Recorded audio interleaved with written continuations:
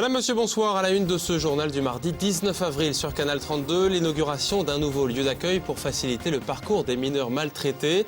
Une structure inaugurée vendredi dernier au sein de l'hôpital de Troyes. Elle offre les meilleures conditions possibles pour que les jeunes victimes soient interrogées plus rapidement et éviter ainsi les longueurs administratives. Ils font rimer vacances avec loisirs et donnent aux jeunes Aubois âgés de 6 à 16 ans une belle occasion de faire du sport. Les fameux passeports loisirs connaissent un succès croissant à chaque période de congé scolaire. Reportage à suivre dans le COSEC numéro 2 avec du cirque et de la gymnastique. Et puis, zoom sur une tradition de saison qui remonte, elle, à la nuit des temps. L'alambic, ce matin, du côté de Vauchassis. Les habitants étaient invités à apporter leurs fruits aux professionnels assermentés pour obtenir quelques heures plus tard une liqueur précieuse, aussi précieuse que le savoir-faire, vous verrez. Mais d'abord, un incident de type chimique survenu en fin de matinée à Troyes au sein du centre de rééducation de l'avenue Pasteur. Le plan blanc a été déclenché en début d'après-midi par le préfet. Autrement dit, d'importants moyens ont été déployés pour venir en aide aux résidents. Il s'agit d'une mauvaise manipulation liée au nettoyage de la piscine de ce centre de rééducation. Elle a produit un nuage de chlore. Une quarantaine de pompiers étaient présents sur place, dont certains, vous le voyez, en combinaison de protection.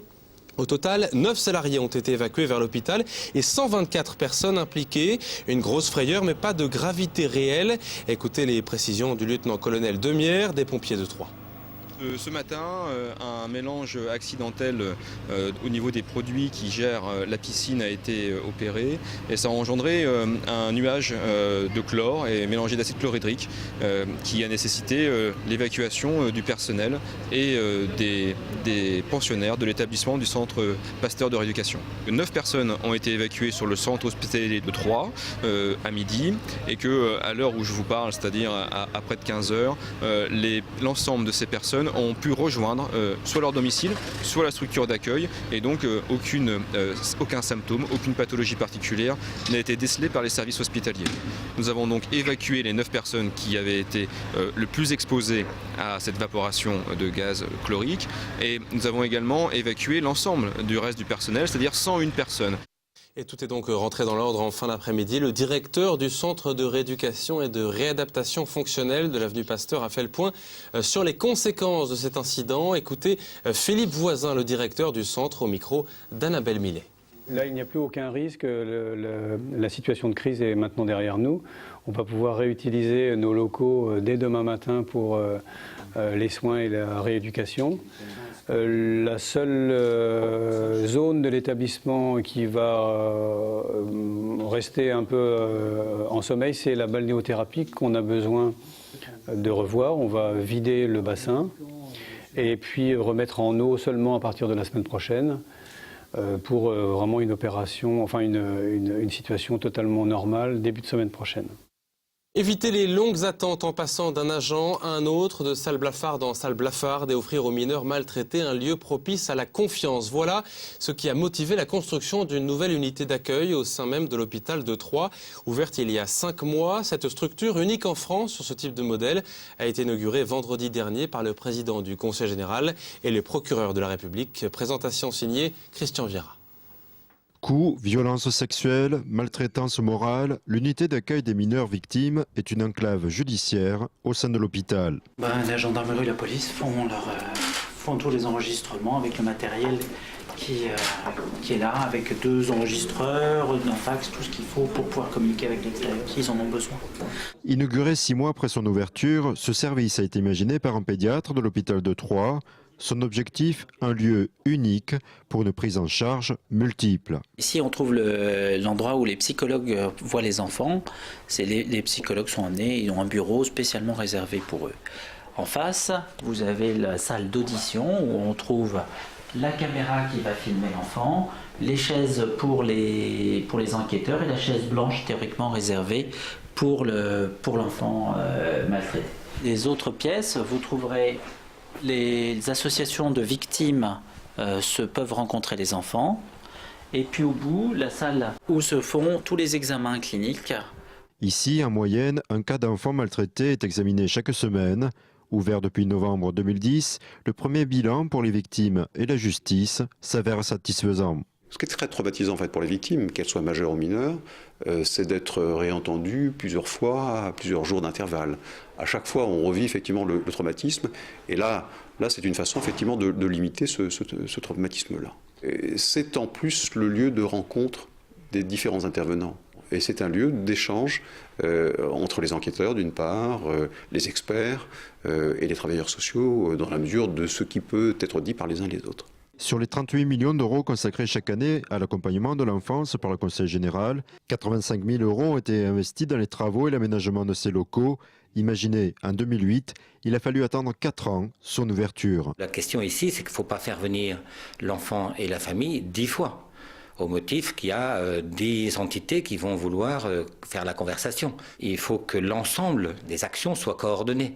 Donc ça prend du temps, mais il ne faut jamais regarder derrière soi et il faut juste regarder à un moment donné qu'est-ce qu'on a réussi à faire. Et si on est dans les premiers en France à le faire, peut-être que c'est bon signe, non ?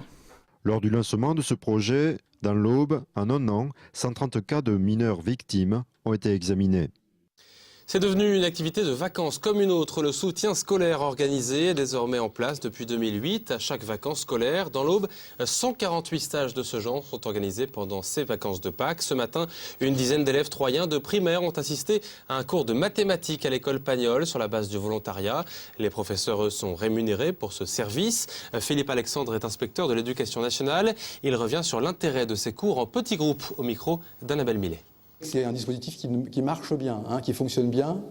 Si je prends la ville de Troyes, puisqu'on est aujourd'hui à Troyes, il y a 26 stages qui sont organisés pendant les vacances scolaires pour un effectif important d'élèves, puisqu'il y a 15% des élèves de CM1, CM2 qui fréquentent ce dispositif. Il y en a qui sont presque plus contents de venir essayer de consolider leurs compétences en français et maths que d'être oisifs, même s'il fait beau aujourd'hui. Là, chaque enfant peut effectivement se tromper.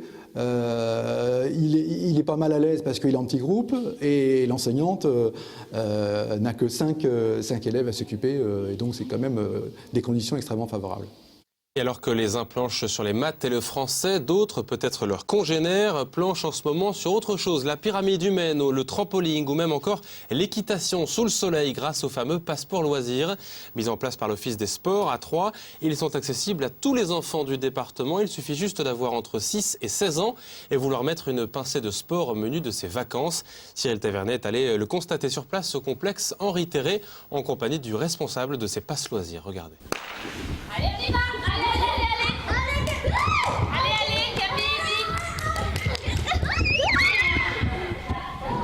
Pas chasser pour s'échauffer avant le cours de gym, pyramide humaine dans une autre salle pour apprendre l'art du cirque. Au COSEC 2 pendant 15 jours, les enfants inscrits au passeport loisirs ont le choix de leur activité. Sur toute l'agglomération, pendant les vacances, 300 enfants peuvent pratiquer 50 sports et loisirs encadrés par autant d'associations et clubs troyens. Les passeports, c'est aussi promouvoir le mouvement associatif, mais c'est également un superbe lien social. C'est l'occasion de mixer toute la jeunesse de l'agglo en s'appuyant sur le mouvement associatif, qui est sûrement la plus belle école de formation et de découverte qui puisse exister. Sonia, salariée au club de Troyes Gymnique, a une semaine pour apprendre à ses petits les rudiments de la gymnastique. Même s'ils sont en vacances, le sérieux pour être gymnaste est de rigueur. Voilà, très bien, on se fait la plus belle possible, le plus beau possible, prêt? On y va ma belle. Hop, très bien, il y a un effort.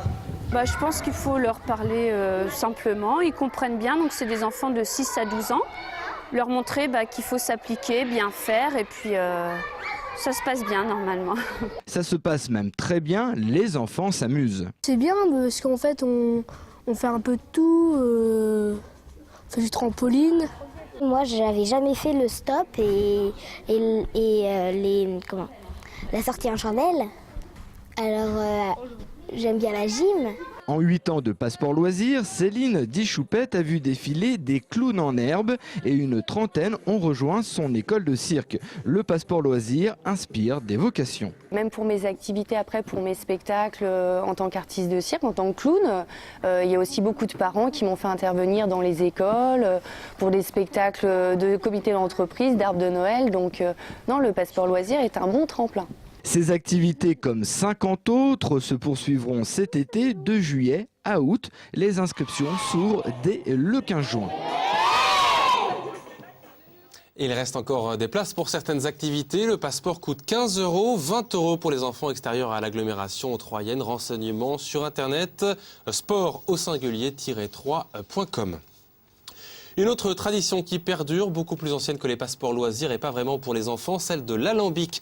Ce matin, les habitants du secteur de Vauchâssis étaient invités à ramener de bonne heure leur récolte de fruits de l'été dernier pour les transformer en alcool et en liqueur grâce au savoir-faire d'un artisan dûment assermenté à l'aide d'un alambic, un savoir-faire qui se transmet de génération en génération. Dégustation en images seulement avec Jonathan Boisset. Mes parents qui ont toujours exercé ce métier-là, mes grands-parents, mes arrière-grands-parents. Actuellement, il y a ma sœur et puis moi qui avons repris le flambeau. Donc ça fait en gros une dizaine d'années qu'on exerce ce métier tous les deux. Une véritable affaire de famille que la distillation. Avec ce bouilleur ambulant, Vincent et Elodie parcourent les campagnes amboises pour permettre aux habitants de transformer leurs fruits en eau de vie. Les gens ils aiment bien distiller leurs fruits, ça leur permet soit d'avoir une bonne goutte pour partager avec leurs amis à un bon repas ou alors c'est pour faire des apéritifs. C'est une tradition, il faut que ça perdure quand même dans les villages. Aujourd'hui il n'y a plus de fêtes patronales, il n'y a plus beaucoup de choses. Donc les gens se retrouvent autour de l'alambic, ils aiment le contact, discuter et puis un petit casse-croûte le matin, les gens ils boivent un petit verre. Une tradition qui perdure dans les campagnes, chacun y amène les fruits de son jardin pour y extraire le précieux liquide. Là on est en Pays d'Aude, c'est beaucoup des prunes, poires. Puis des pommes issues de leur récolte de l'année dernière. Il faut récolter des fruits mûrs, pas pourris, comme si on mangeait le fruit. Et puis après on le met dans les bidons, on fait fermenter au moins 3 semaines. Mais par contre il faut mélanger, il faut que ça soit vraiment de la purée. Et puis au bout de 3 semaines on ferme, on bouche carrément le bidon. Et puis on attend le passage de l'alambic. On injecte de la vapeur. Cette vapeur va traverser le produit pour extraire l'alcool du produit. Donc une fois que cette étape est faite, on va se trouver devant 2 colonnes de rectification. Cette première colonne va essayer de rôle d'épurateur et la deuxième va la concentrer pour la monter en degrés alcooliques. Et une fois que ce cycle est fait, elle va passer dans ce bac où il y a un serpentin et va se créer un choc thermique. Donc au contact de l'eau, avec la vapeur, le produit va devenir liquide. Mais cette pratique est très réglementée. Chaque déplacement doit être signalé au service des douanes. Les taxes aussi sont importantes. Pour 20 litres de production, le maximal autorisé par personne, l'État perçoit 76 € sur les 150 que coûte la distillation. J'ai un registre à retenir. Pour chaque client qui vient, j'ai un document administratif à exercer. Il faut déjà demander au maire de la commune pour nous accueillir. Puis après, toujours le service des douanes qui est en partenariat avec eux. On travaille tous les jours, ils savent à telle heure où je suis, etc. Au final, le liquide qui sort de l'alambic contient 50 degrés d'alcool. Prochaine étape pour ces distillateurs de Saint-Marc-en-Othe, le village de Saint-Léger, près de Troyes. Avec toujours à consommer avec modération, bien sûr. C'est la fin de ce journal. À suivre sur Canal 32, le point sur le soleil qui nous attend demain encore. Excellente soirée à tous et à demain.